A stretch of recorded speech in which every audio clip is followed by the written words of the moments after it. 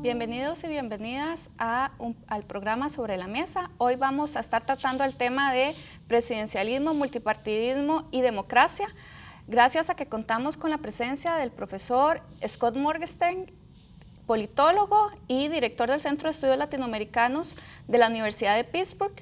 Él ha realizado diferentes investigaciones en países como Perú, México, Bolivia, Indonesia, Bangladesh y Marruecos. Además es autor de múltiples estudios sobre el tema de parlamentos y sistema de partidos políticos. Bienvenido a este programa. Además, para el análisis vamos a contar con la presencia de Juani Guzmán, investigadora del Centro de Investigación en Estudios Políticos, de Rotzai Rosales, profesor de la Escuela y el Posgrado de Ciencias Políticos y también investigador del CIEP, y de Estefan Gómez, investigador del Estado de la Nación y profesor de la Escuela y el Posgrado de Ciencias Políticas. Muchísimas gracias por su presencia. Don Scott, algo que nos interesaría empezar a conversar un poco es, en esta relación entre presidencialismo, multipartidismo y democracia, esta es una difícil combinación. De los estudios que usted ha realizado en Latinoamérica, ¿qué nos podría decir con respecto a cómo estos tres factores se unen y si realmente ayudan a fortalecer la democracia o no? Hay muchas personas que han estudiado esta pregunta y hay varias respuestas. Al principio, especialmente pensando en lo que pasó en Brasil después de la transición, pensaba que sería muy difícil tener esa combinación de un sistema presidencial con un sistema de muchos partidos. Pero lo que hemos encontrado, o han encontrado por lo menos en Brasil, es que se puede sobrevivir la democracia. Se puede crear un sistema de coaliciones que funcione. Entonces no hay siempre un bloqueo.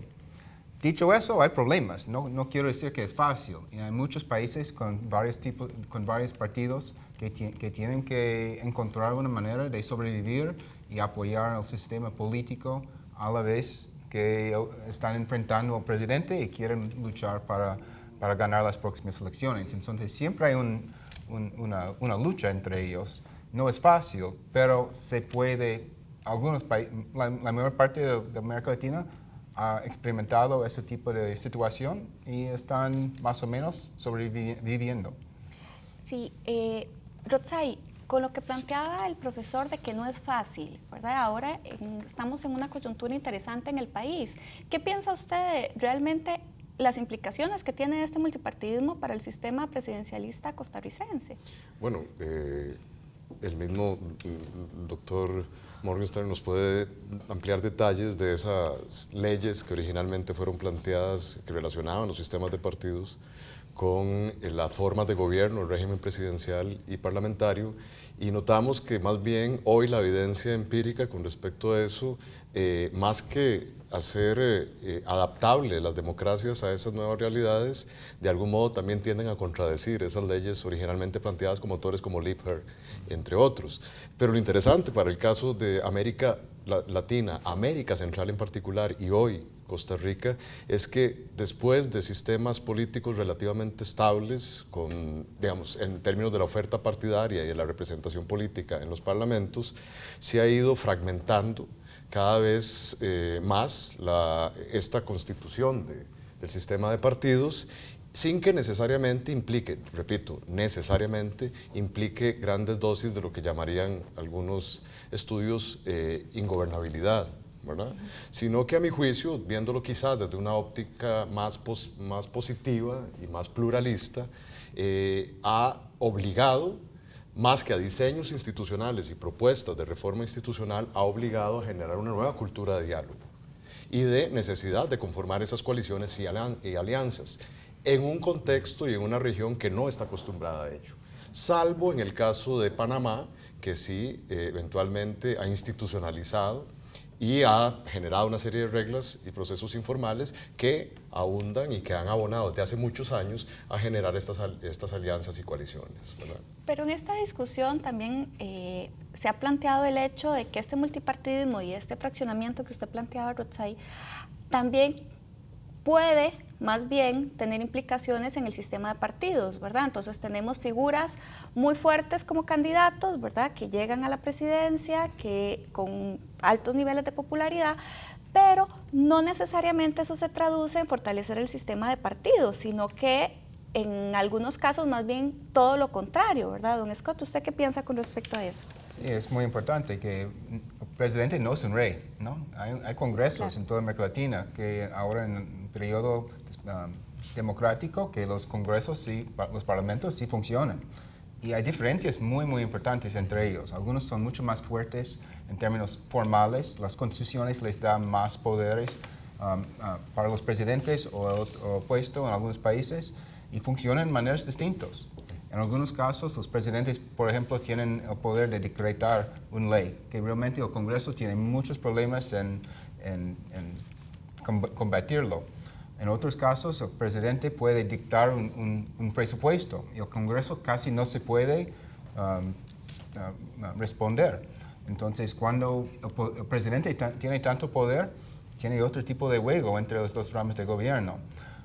Entonces, a veces depende de la personalidad del presidente, como tú dices, puede ser una persona fuerte que llega, está conocido como un líder y todo, y tiene apoyo en el Congreso, pero en otros casos, él siempre va a estar bloqueado por lo que es el Congreso. Entonces, se encuentra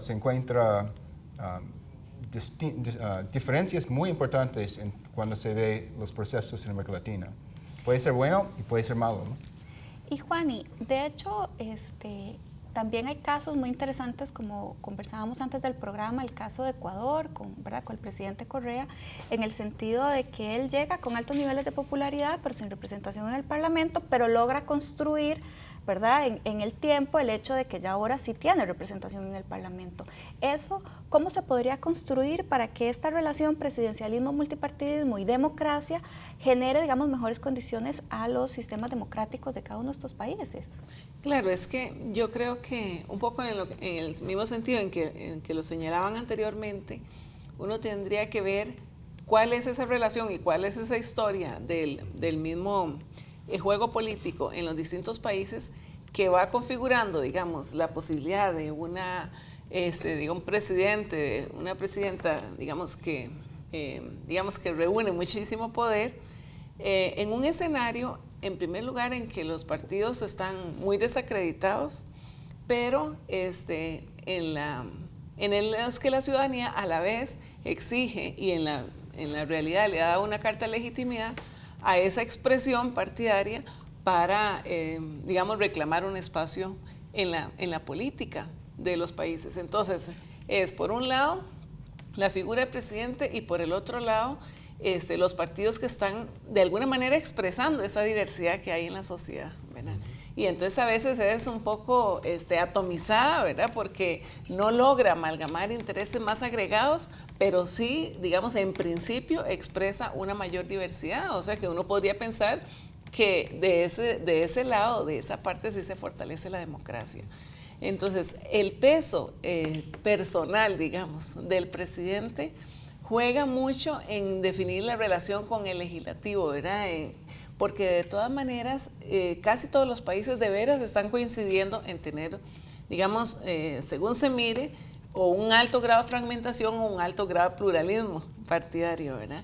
Que en los casos en que se constituyen grupos parlamentarios fuertes, permite eso de la construcción de acuerdos y nuevos espacios para el diálogo, más o menos institucionalizados.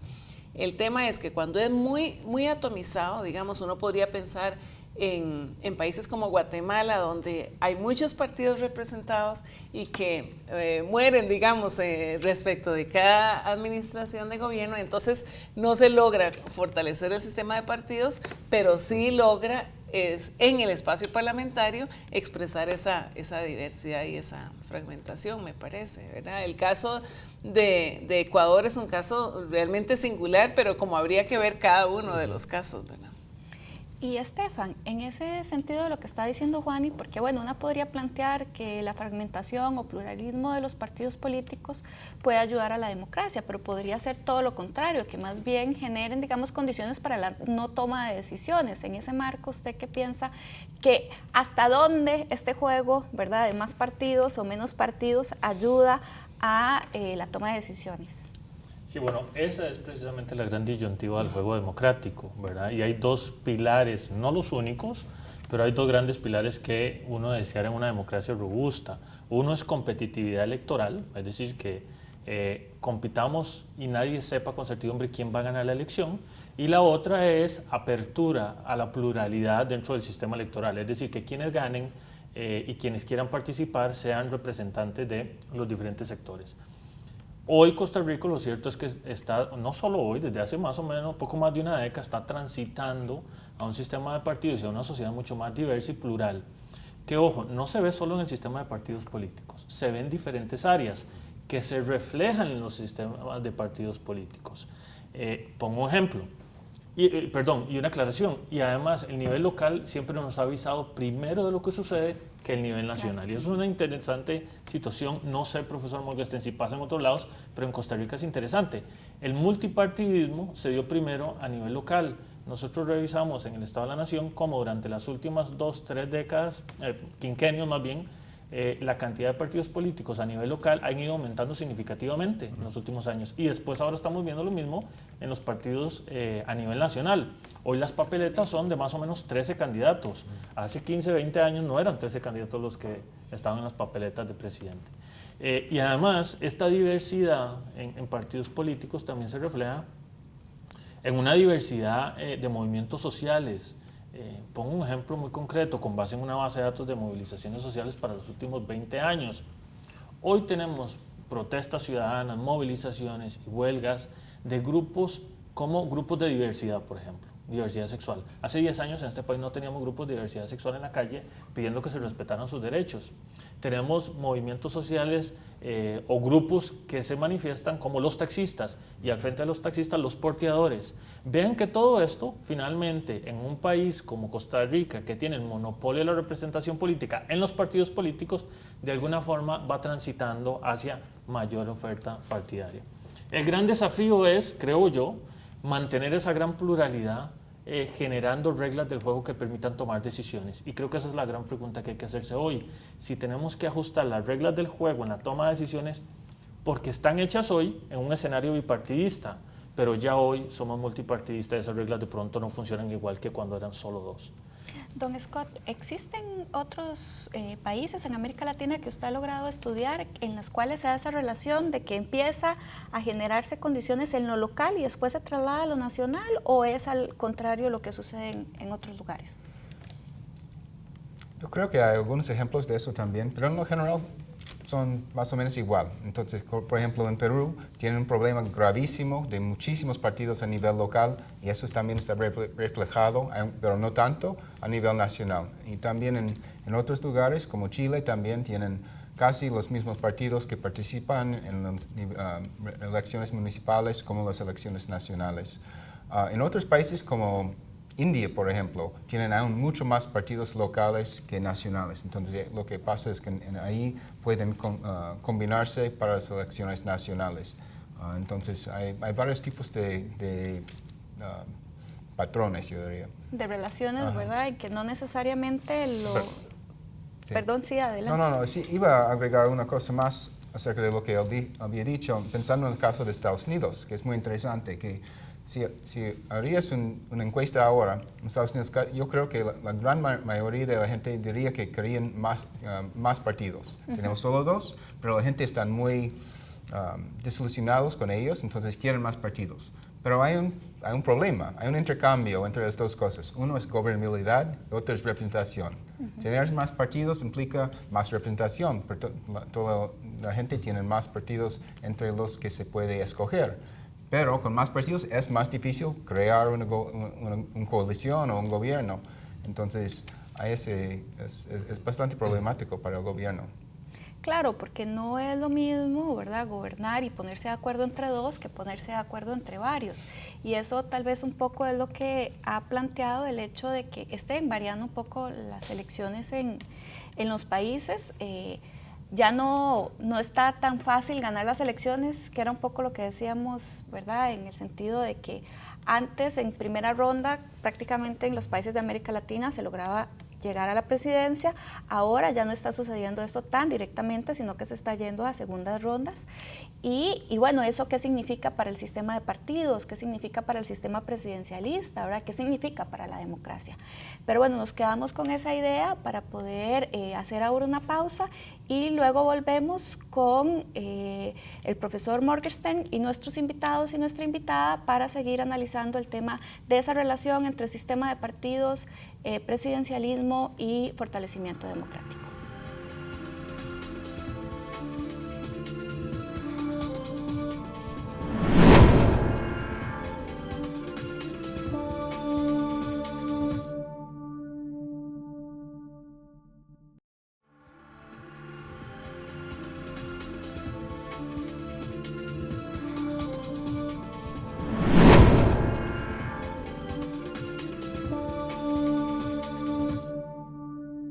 Bienvenidos y bienvenidas nuevamente al programa Sobre la Mesa. Antes del corte estábamos hablando precisamente de que ya las elecciones no son tan fáciles de ganar, ¿verdad?, en primera ronda. Tenemos el caso de Costa Rica, de El Salvador, de Chile y bueno, más recientemente en Colombia, en el cual en primera ronda, a pesar de que hay figuras fuertes, no se logra llegar al porcentaje y más bien hay que llegar ¿verdad?, a la segunda ronda y ahí alguna figura realmente gana con porcentajes bastante amplios, como fue en el caso de Costa Rica y en el caso de Chile. Esto tendrá que ver, don Scott, precisamente con este cambio que se está dando de la relación con los partidos políticos y el tema de que las figuras ya trascienden al partido o todo lo contrario. Eso tiene muchos impactos. Uno de ellos es que implica, es más probable que vaya a tener más partidos participando si hay dos rondas. La idea es que si solo tienen que llegar a la segunda ronda, no tienen que llegar a tener 50% de los votos. Entonces hay un incentivo importante participar en las elecciones. Entonces uno de los costos que puede ser que están teniendo aquí, tener dos rondas, es que hay más partidos que van a participar. Cuando hay más partidos que participando, entonces el presidente va a llegar con menos apoyo. Eso siempre va a pasar. Entonces hay costos, aunque es entendible porque lo quieren hacer en muchos casos. Por ejemplo, en Chile, en los 70, por ejemplo, es lo más claro, dado que tenían solo una ronda. En 70 Allende fue elegido con 30 y tantos por ciento del voto y ganó. Por eso, ellos y muchos otros países ahora tienen dos rondas para que el presidente va a llegar a poder con aquí 40% o 45% en Argentina o 50% en la mayor parte de los casos, pero hay esos costos de tener más partidos. Juani, y efectivamente esto en el caso nuestro se podría visualizar como un incentivo, como dice don Scott, de que hayan más partidos, ¿verdad?, que están en las elecciones, o en realidad es que como ahora tenemos más partidos para la representación en el Parlamento y unos cuantos, ¿verdad?, un poco menos para la representación en la presidencia, ¿eso hace que se atomice más el voto en el país? Más o menos, yo creo que sobre todo en el caso de Costa Rica, donde el porcentaje realmente es bajo para del 40% de los votos válidos para quien obtenga la mayor cantidad de votos, el bipartidismo fuerte no, no le resultaba difícil ganar al presidente, a quien obtuviera más votos, porque en realidad el porcentaje es muy bajo, es decir, es distinto como en El Salvador o en Chile, ¿verdad?, que es 50%.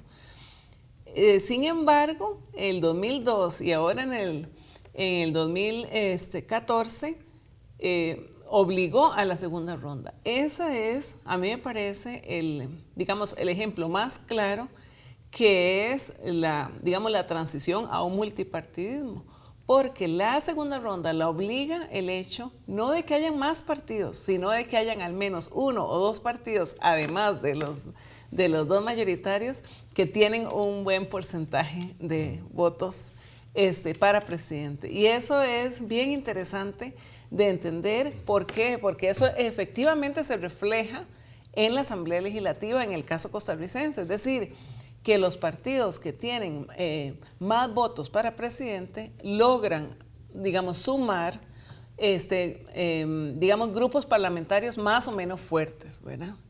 No son muchos partidos unipersonales, que es lo que yo creo que, digamos, hay multipartidismo, digamos, eso sí genera más atomización y la posibilidad de construir acuerdos, como decíamos antes, es si se logra, digamos, armar grupos parlamentarios más o menos fuertes. De todas maneras, participan en las elecciones presidenciales para, digamos, luchar por escaños en la Asamblea Legislativa. No compiten para presidente, pero el hecho de tener unos 3, 4 partidos que tengan un buen porcentaje de votos para las elecciones presidenciales, también, digamos, tiene un efecto de arrastre.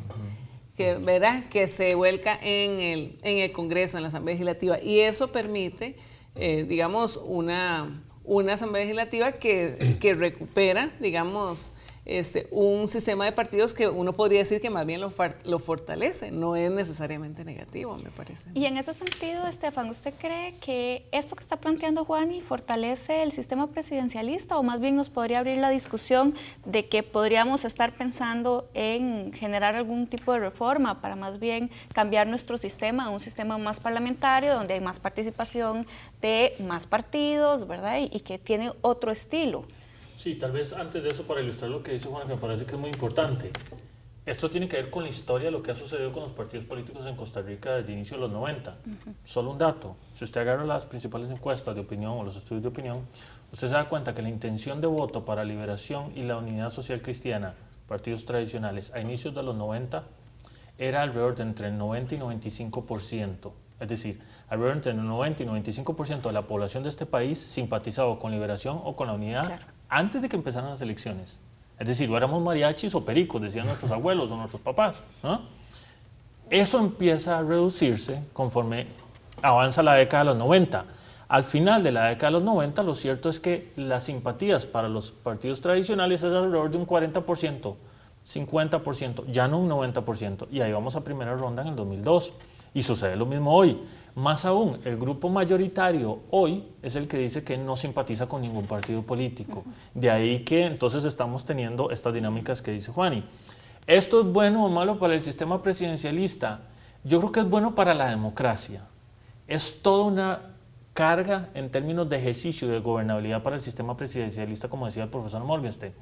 ¿Qué quiero decir con esto? Si tenemos ejecutivos que saben ejercer el poder y además hacen buen ejercicio de las herramientas que tiene el entramado institucional para crear mayorías, coaliciones básicas y además para ejercer el poder que tiene el Ejecutivo, muy bien, tenemos buenos ejecutivos, pero es hoy más difícil lograr esas coaliciones teniendo tantos partidos y sobre todo no teniendo mayoría en el Congreso, que es el otro gran elemento que estamos teniendo. Porque bueno, pudiéramos tener muchos partidos en el Congreso, pero si hoy Rotzai está en el Ejecutivo, por ejemplo, y tiene suficiente apoyo de su partido en el Legislativo, pudiera tener espacios para crear acuerdos. Pero hoy tenemos realmente un Ejecutivo con su partido en el Legislativo bastante minado comparativamente. Y entonces genera mucha responsabilidad para algo que dijo Rotzai, y con esto termino, la necesidad de crear una nueva cultura de diálogo democrática, que creo que es en lo que hoy vamos a estar obligados a pensar diferente, ¿no? Y Rotzai, en ese sentido, claro, porque ahora es muy distinto, ¿verdad? Yo creo que una de los grandes elementos por los cuales don Luis Guillermo va a tener que negociar es precisamente que su fracción legislativa no es la fracción más grande. Bueno, de todas formas no hay una fracción suficientemente grande en estos momentos para poder manejar el legislativo. Todas son minoritarias. Todas son minoritarias, ¿verdad? ¿Cómo podría afectar eso, digamos, para minar la figura del presidente como tal en un sistema que tradicionalmente ha sido de presidencialismo bastante fuerte? Y que las reglas del juego siguen determinándolo de esa manera, Marcela. Claro. A mi juicio, tampoco hay ese es el gran dilema de la ciencia política, cómo hacer compatible siempre la cultura política con la institucionalidad, o hacernos hacerla consecuente. Y no se resuelve fácilmente. y tampoco de manera pacífica, estoy hablando en términos del debate político, propiamente dicho. Cuando introducimos la otra variable, estamos hablando del sistema electoral, del sistema de partidos, pero tenemos que considerar lo que en el fondo la reflexión que plantea don Scott, y es la forma de gobierno presidencial y o parlamentaria. A mi juicio no hay ningún avance, por lo menos sólido, en los últimos 20 años que indiquen que lo que determina la forma de gobierno, que es la relación entre los distintos poderes, se vaya a modificar y que más bien siga dependiendo de la figura del presidente. Por eso ha pasado a ser un esquema presidencial a uno presidencialista, como llamaría Mainwaring y Sugar, entre otros autores, ¿verdad? Es la figura del presidente acentuada de manera tal que muchas veces gobierna por encima de la Asamblea Legislativa vía decreto. Y hay que hacer una revisión del estado del arte, por lo menos de los últimos 15 años en el país. Con el profesor Gerardo Hernández estoy haciendo un proyecto, justamente estamos concluyendo la conformación de gabinetes, y lo que nos damos cuenta es que hay una dependencia casi absoluta y un poder igualmente absoluto del presidente en la determinación de quién conforman los gabinetes. Eso muestra también que hay cambios en las reglas del juego que no se corresponden con los procesos sociales que podrían sustentar y fortalecer a la democracia. Presidencialismo y parlamentarismo ha habido y va a haber en democracias o no. Eso también hay que entenderlo, ¿verdad? Hay sistemas presidenciales y parlamentarios en autoritarismos, ¿verdad? Y América Latina está lleno de esos ejemplos. Dicho sea de paso, nuestra historia está llena de ejemplos, desgraciadamente, con esos sistemas de gobierno no democráticos. Entonces, cuidado. Yo no le... A ver, ahí mi optimismo se revierte en una suerte también de escepticismo. Por una parte, en términos de cultura política, yo percibo que la multiplicidad de nuevas opciones parlamentarias y partidarias en general es un reflejo de esa diversidad, ¿verdad? Y esa pluralidad que cierto modelo de democracia estaría apoyando. Pero también pensemos que esto no es unánime, que hay, no solo en la academia, sino en la sociedad, grandes conglomerados de personas que piensan que la democracia es mejor y se fortalece más en la medida en que tanto el Ejecutivo, con las políticas públicas, como el Legislativo, mediante las leyes, sean eso, maquilas de producción legislativa y de decretos o políticas públicas. Y cuidado, porque eso también demuestra en la historia latinoamericana que ha acentuado y ha acentuado formas no democráticas de gobierno y ha debilitado la democracia, ¿verdad? Entonces, a ver, a mi juicio, hay que avanzar también en los diseños institucionales y en las reformas que, en el plano más amplio, ya estoy hablando del régimen político, ¿verdad?, supongan cambios en el relacionamiento entre el poder ejecutivo y el poder legislativo, ¿verdad? Mientras eso no se dé, va a haber uno de los peligros propios del presidencialismo, que no es un equilibrio de poderes, sino una separación y autonomía tajante entre ambos, lo cual sí puede conducir a la parálisis, ¿verdad? Cuidado, hay que tropicalizar, como digo yo, también muchas de las experiencias y los modelos que nos ofrecen los estudios de política comparada, porque también dentro de la propia diversidad de presidencialismos que hay en América Latina, unos se han visto favorecidos, como explicaba en la introducción don Scott, más bien con sistemas de tipo multipartidista, ¿verdad? O pluripartidista, dirían otros. Eso va a depender, a mi juicio, de las condiciones, no solo de buen gobierno que hagan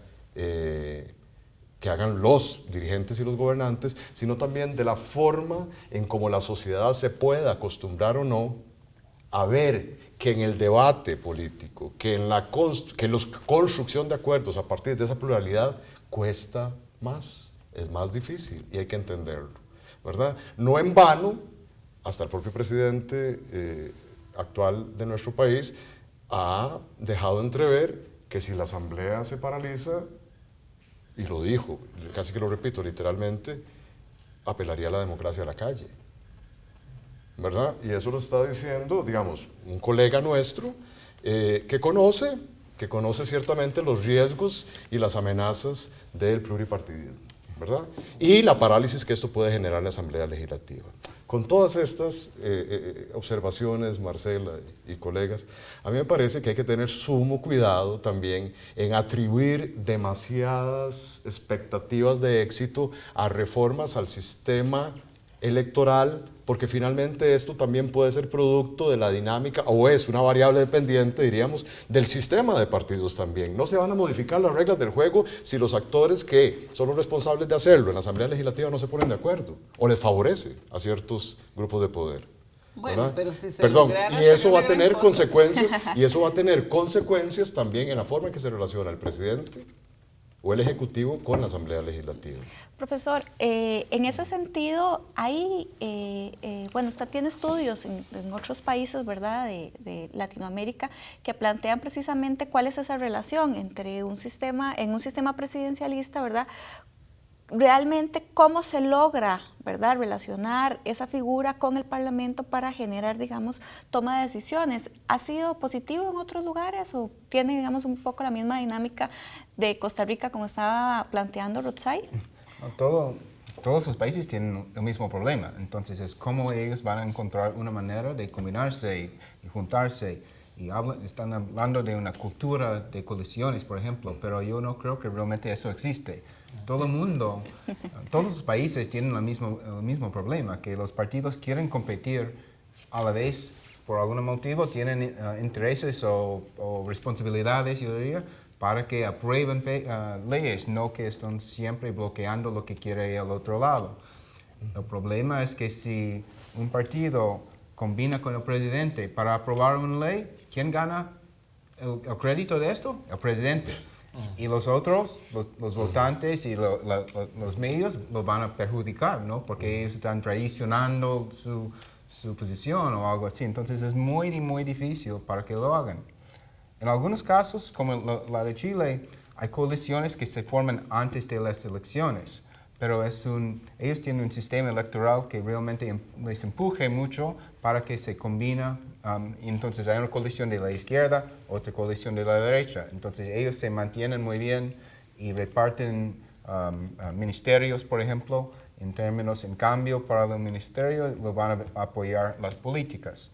En el resto de casos es más difícil. En Brasil, por ejemplo, ellos también reparten ministerios, pero eso no dura tanto, es más difícil. Uruguay también es otro caso como eso. Entonces es bastante difícil, pero es algo que en Europa, tanto en Europa con sistemas parlamentarios como en sistemas presidenciales en América Latina, tienen más o menos el mismo problema. Bueno, con estos puntos, con respecto al tema de lo que implica también el generar coaliciones, el poder buscar acuerdos en sistemas, digamos, donde hay muchos partidos políticos, quedamos, ¿verdad?, para volver después de esta pausa. Gracias.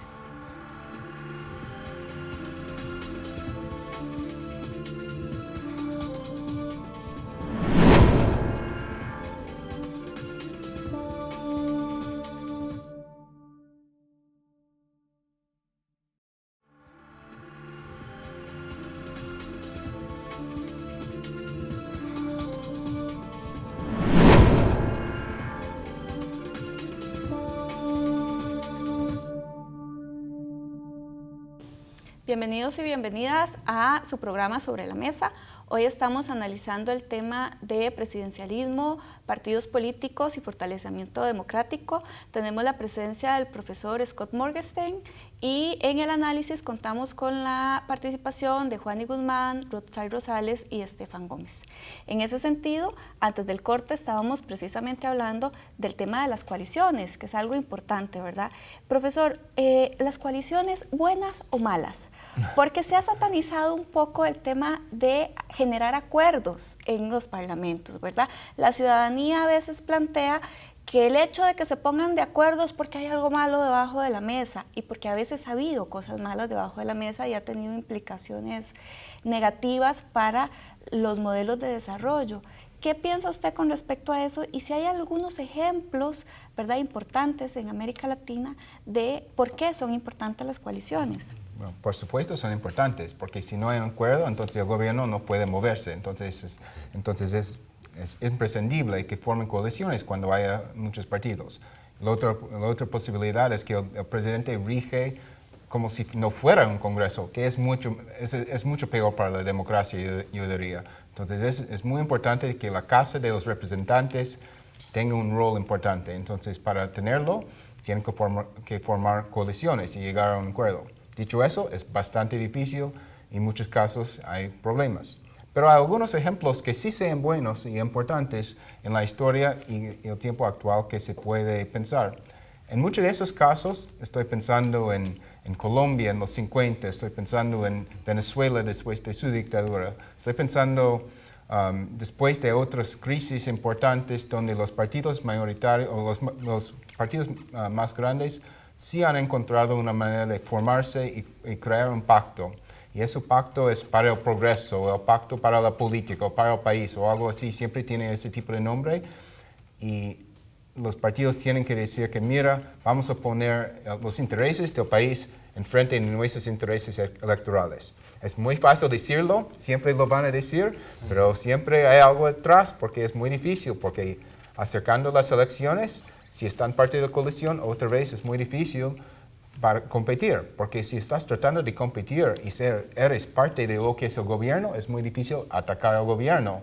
Entonces, el sistema democrático es bastante problemático. El dicho famoso, ¿no? Que el sistema democrático es el peor que todos los otros, es el peor del mundo, excepto todos los otros, ¿no? Entonces, claro, es muy difícil tenerlos. Juan, y en ese sentido, ¿cómo cambiar un poco esa percepción, verdad? De que cuando se hace el análisis partimos del hecho de que tenemos que generar pactos y que tenemos que generar acuerdos, pero en el país que se han empezado a satanizar, bueno, no se han empezado, que se han satanizado tantos estos pactos, ¿qué cosas o qué elementos usted cree que serían muy importantes ahora que tenemos un parlamento tan fragmentado, tal vez de los más fragmentados, para poder llegar a acuerdos importantes? Bueno, yo creo que lo primero que tendríamos que desechar es como la imagen que a veces, digamos, se transmite por los medios de comunicación de que no hay capacidad en este país para construir acuerdos. Y yo creo que, digamos, la historia costarricense está, digamos, plagada de ejemplos de que ha sido capaz de construir acuerdos realmente muy importantes para la vida nacional. Y yo siento que inclusive experiencias como la convocatoria a la concertación del año 98, que finalmente, digamos, resultó efectivamente en una experiencia que se ha satanizado, ¿verdad? Pero que como iniciativa era un reconocimiento en ese caso del presidente Rodríguez, que ganó las elecciones en el año 98 con menos votos que con los que perdió en las elecciones del año 94. O sea, él reconoció que entraba en una condición de debilidad. Pero en lo que se parece al año 98, ¿verdad?, es en el que hay una serie de desafíos, ¿verdad?, de la necesidad de construir acuerdos que casi que están invitando a una convocatoria de la ciudadanía para, digamos, pensar en acuerdos de más largo alcance. Yo creo que deberíamos animarnos a esas alturas en que pensemos en temas vinculados al rediseño institucional. Yo siento que si se habla de cambiar en algunos temas, digamos, reforma electoral, procesos de elección, dicen, no vamos a lograr acuerdos nunca. Y yo creo que nos sorprenderíamos realmente respecto de temas que han estado de manera subalterna, escondida, digamos, pero que han sido como una inquietud permanente, no de manera consecutiva, pero digamos que han tenido puntos de inflexión en términos de reforma política. Para las elecciones del 2014 fue muy interesante que en todo el año 2013 surgieron, digamos, 3 o 4 iniciativas grandes que planteaban los temas de reforma política y de reforma del Estado. Que estaba la propuesta sobre agenda nacional, que estaba la comisión presidencial que convocó la entonces presidenta Chinchilla para fortalecer el Ejecutivo, ¿verdad? Pero no tenemos que estar de acuerdo, pero era una iniciativa que iba por ahí. Están grupos como vinculados al movimiento de las 10 medidas, Y entonces, bueno, hay una serie de iniciativas que se han puesto, como dice este programa, sobre la mesa, que bueno, ya pasó las elecciones, ¿verdad? Y las elecciones, inicia el gobierno, y ¿qué es lo que pasa? No nos enteramos de que empezaba el gobierno porque fue en el marco de una huelga, digamos, de los educadores, muy compleja respecto de los salarios, y entonces, bueno, entonces aquí, ¿cómo es la forma? No es que se opta para ir a la calle, sino que empezó la gestión del gobierno negociando porque con las manifestaciones en la calle. Pero yo creo que es bueno como sentar un poco, ¿verdad? Dejar como que las aguas vuelvan a su cauce y empezar a animarse.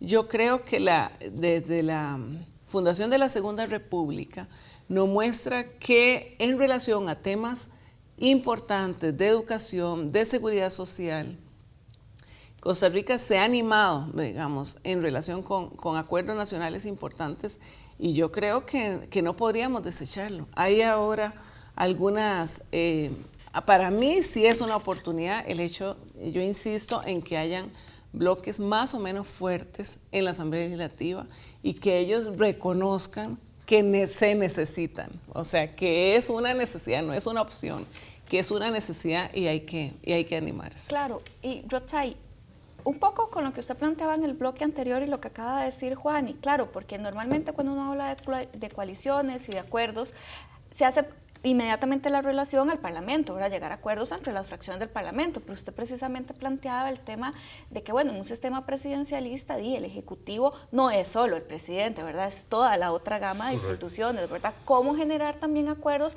en las presidencias, bueno, en las juntas directivas, ¿verdad? Que son bastante complicadas en nuestro país, y este tipo de cosas, con respecto a lo que estaba, con respecto al estudio que usted está realizando. Sí. Mire, me parece también que estamos concentrando la atención en el sistema de partidos. Claro. Y en las instituciones formales que son fundamentales en democracia. Pero no pequemos tampoco de mucha ingenuidad con respecto a eso, por lo menos en lo que es la situación de este país hoy. Y es que los grandes flujos de poder no pasan necesariamente por la institucionalidad formal. En este país, en el resto de América Latina, pero en este país en particular. El resto del mundo. Entonces, claro, y el resto del mundo, ¿verdad? Claro. Entonces, digamos, siendo eso obvio, lo tendemos a olvidar, ¿verdad? No todo ese gran acuerdo y esa convocatoria exitosa que queramos los costarricenses como refundación del país incluso, pasa por el sistema de partidos, por el Ejecutivo y por el Legislativo, ¿verdad? La ciudadanía en todas esas formas constitutivas y orgánicas, algunas más que otras, que hoy se manifiestan de distintas maneras, tiene que verse involucrada. Y Costa Rica efectivamente tiene una historia y una tradición de acuerdos sustantivos sobre temas que parecían irreconciliables en principio, pero América Latina también. Sí ha habido la posibilidad de transitar de regímenes autoritarios, sistemas autoritarios a democracias, después incluso de luchas o de guerras civiles. Sí ha habido acuerdos de paz posteriores a guerras fratricidas. ¿Cómo no va a ser posible en Costa Rica? Es nuestra pregunta, ¿verdad? Pero siempre dejando de lado justamente esas visiones excesivamente, a mi juicio también inocentes, de pensar de que todo va a depender del sistema de partidos, de los actores directamente involucrados en la toma de decisiones, que muchos de ellos, insisto, se ven hasta beneficiados de esa situación de parálisis o de no acuerdo, ¿verdad? Entonces, volvamos el ojo también a la creación y institucionalización de mecanismos, espacios dialógicos en los que participen no solo las instituciones y los actores formales de decisión, sino también otros actores, algunos llamarían poderes fácticos, que algunos son legales, otros no, también hay que reconocerlo en este país y en toda América Latina, que tienen una incidencia importante en el diseño de la sociedad y del país que queremos, ¿verdad? Entonces, aquí lo que se ocupa es eso, un proceso dialógico, incluyente, amplio, que puede generar también mucha expectativa, como lo que generó el proceso de concertación en el año 98, y que para muchos resultó en un fraude. Claro. Para muchos fue defraudado la iniciativa original que implicaba esa constitución de acuerdos que pasaron después a la Asamblea Sí, Legislativa. de ahí entonces es la satanización de los acuerdos. Así es. Claro, y Estefan, ¿cómo podríamos entonces, retomando lo que dice Rotzai, plantear, ¿verdad?, que los acuerdos no son solo desde la formalidad, ¿verdad?, sino que también hay otros grupos que ahí están incidiendo para entender que los acuerdos no son fáciles de construir, que es lo que decía el profesor, ¿verdad? No es algo que se pueda hacer de la noche a la mañana sobre temas realmente muy importantes o de gran trascendencia en el país. Sí, yo creo que ahí es central eso que decía Rotzai, bueno, los colegas. Es decir, hoy Costa Rica, yo prefiero cambiar la palabra fragmentada por diversa. Hoy Costa Rica puede ser más fragmentada, pero fundamentalmente es más diversa. Y quiero decir es más diversa porque formalmente en las instituciones, pero también esos grupos fácticos y muchos otros grupos que están por ahí, se están haciendo sentir. En la política, en la calle, se están haciendo sentir en las diferentes áreas. ¿Qué quiero decir con esto en el fondo? Si esta democracia quiere ser una democracia vital, está en un momento de reconfiguración. Y eso pasa por un proceso de reconfiguración de esas reglas. Pero también pasa porque los tomadores de decisión, quienes sí están ahí en las instituciones formales, tienen que aprender a tomar nuevas decisiones. Y tienen que aprender un nuevo código, creo yo, claro, de toma de decisiones, en la cual, por ejemplo, la derrota de mi oponente no puede ser mi victoria, que era un poco la dinámica en la que hemos estado enfrascados en este país. Es decir, si Rotzai es mi oponente en la Asamblea Legislativa, yo me encargo que los proyectos de ley de Rotzai no pasen y esa es mi victoria. No, es la derrota conjunta de todos como país. Empezar a entender que la construcción democrática y sobre todo de grandes acuerdos nacionales para resolver problemas estructurales como el déficit fiscal, el retardo en infraestructura que nos tiene hoy en los peores países del mundo en términos de infraestructura, la pobreza estancada en 20 años y podemos seguir. Resolver esos problemas implica entendernos como parte de un mismo país y de una misma Costa Rica. Y entonces yo no puedo ponerle 5.000 mociones al proyecto de ley de Rotzai para que no avance y esa es mi ganancia. Número uno, es entender diferente la creación de acuerdos. Claro. Y lo otro es que hay que crear acuerdos con base en temas sustantivos. Y esos acuerdos tienen que suceder ampliamente y transparentemente de frente a la opinión pública. ¿Qué quiero decir con eso? Nosotros contabilizamos entre el 2010 y 2011, digamos las primeras 2 legislaturas de la administración anterior, al menos 5 grandes acuerdos legislativos, de los cuales ninguno de los 5 duró más de un año. Sí. No duró más de un año. Dentro de esos estaba la Alianza por Costa Rica, que se hace del directorio legislativo en el Congreso. Y esa Alianza por Costa Rica, lo que la amalgamó fue hacerse del directorio legislativo, no un grupo de proyectos de ley que les generara sostenibilidad a lo largo del tiempo. Y uno de los proyectos de ley fundamentales era el pacto fiscal, que una parte del partido de la Acción Ciudadana pensaba de una forma y después llegó uno de sus caudillos y modificó un poco el pacto. ¿Qué quiero decir con esto? Los partidos tienen que establecer proyectos de fondo con base en temas de fondo que tengan mecanismos de seguimiento y además de frente a la opinión pública, claro, no debajo de la mesa, como decía. Claro, profesor, y con el poquito tiempo que nos queda, ¿cuáles serían usted, digamos, las 2 o 3 claves para poder plantear, ¿verdad?, de los estudios que usted ha realizado en América Latina para poder generar acuerdos sostenibles? Es bastante difícil, ¿no? Se la puse muy difícil. Sí, puede parar ahí. Pero yo estaba pensando en lo que estabas diciendo, Estefan, sobre esa cosa.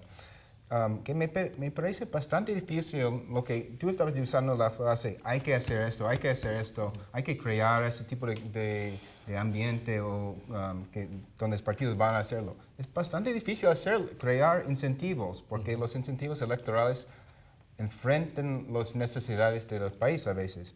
Y además es más difícil lo que tú dijiste al principio del día de nuestra charla, hablando de la cultura de los votantes, que hay menos de ellos que van a votar como votaron sus padres.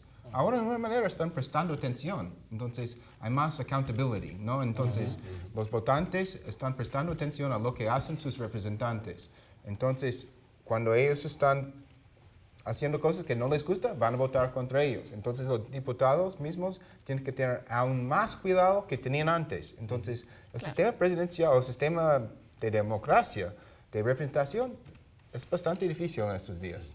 Muchísimas gracias al profesor Morgenstern por su presencia, a Juani, a Rutsai y a Stefan por habernos acompañado el día de hoy en el análisis de este tema tan importante, y les esperamos la próxima semana con un tema de igual relevancia para el desarrollo de nuestro país. Muchísimas gracias.